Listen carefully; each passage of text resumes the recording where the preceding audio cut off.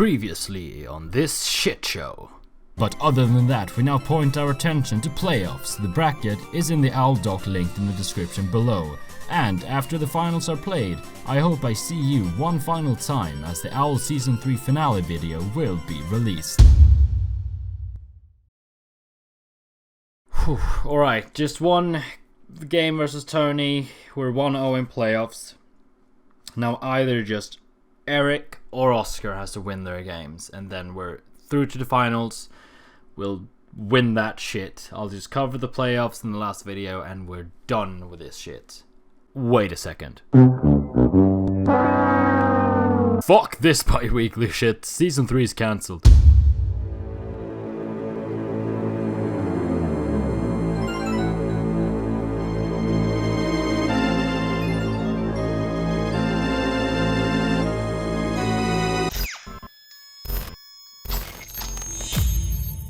Ladies and gentlemen, boys and girls, and everything in between. I'm your host Isaac, and I welcome all of you to the Biweekly Breakdown.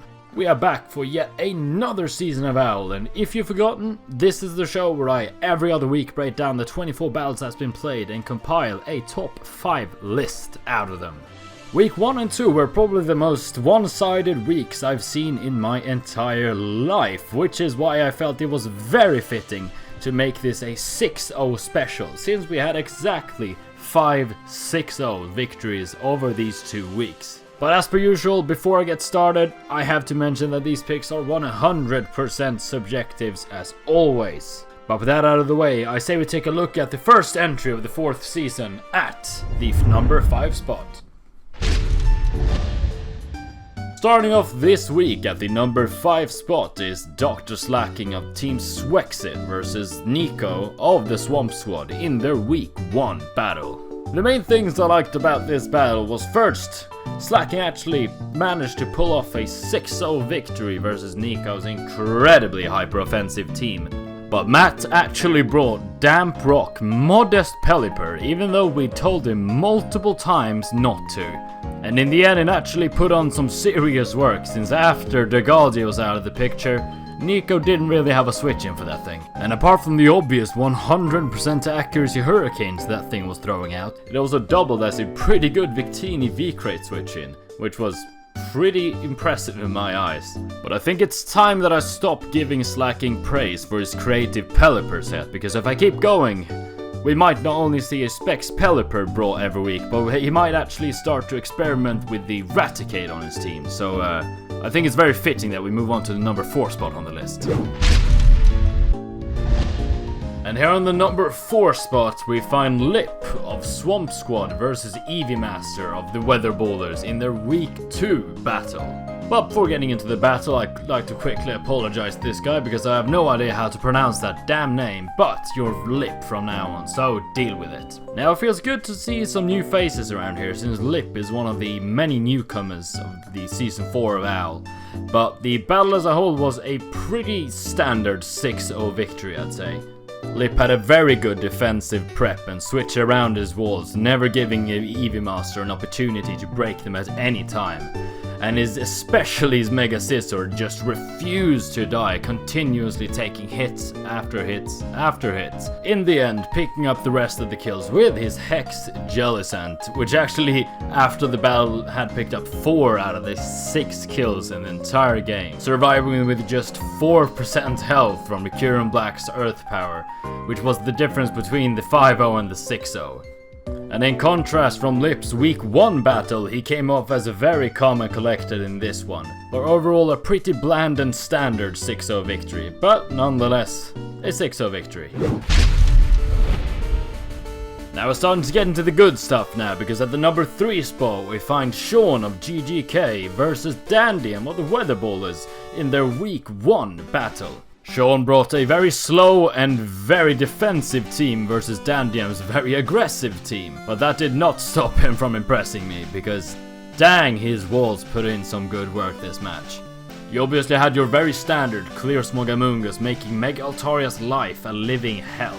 But what really stood out to me was the Mirror Coat Alamamola sending the Calm Mind Landros Incarnate into the next dimension, But what especially stood out to me was the dual priority Spiritomb with Shadow Sneak and Sucker Punch, just tanking hits and wreaking havoc on Dandiam's team, making Blacephalon basically useless. And even though I'm not a fan of bulky teams, I always appreciate when people get creative with their walls.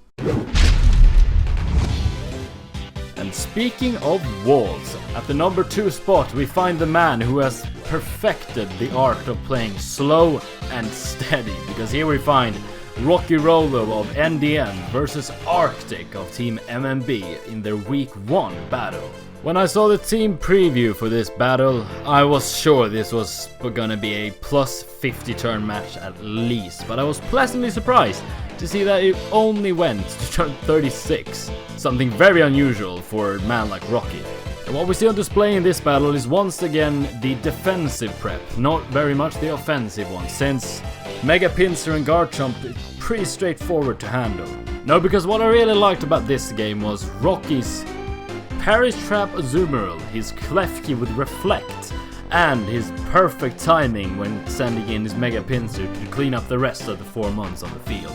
Azumarill trapping the Toxapex with Whirlpool on the switch-in, taking out with Perish Song really opened up the entire game for Rocky's team.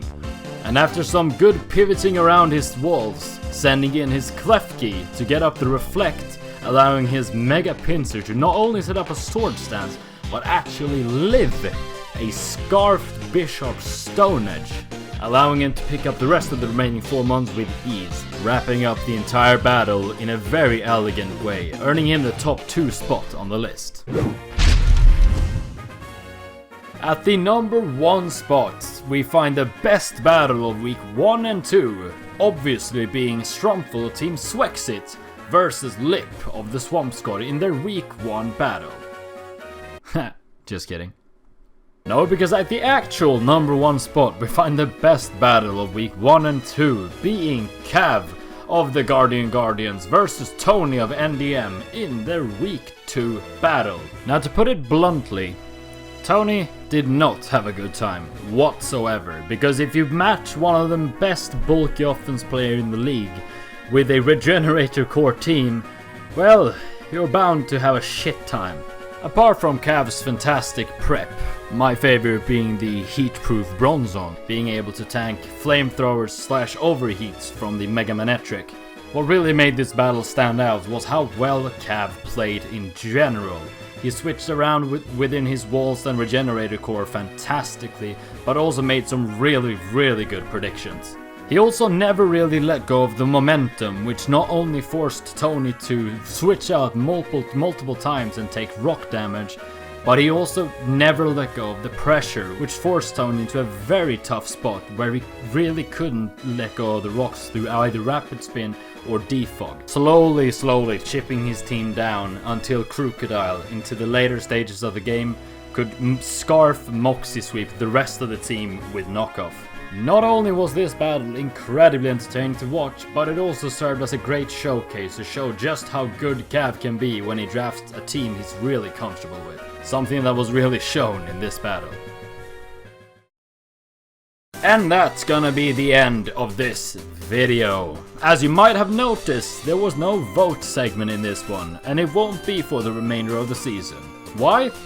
Well, frankly, fuck your opinions, and also I'm a bit lazy, so yeah, that's why. Speaking of your opinions, leave them in the comments section below, and if they're negative, I don't give a shit. I'll see you next week.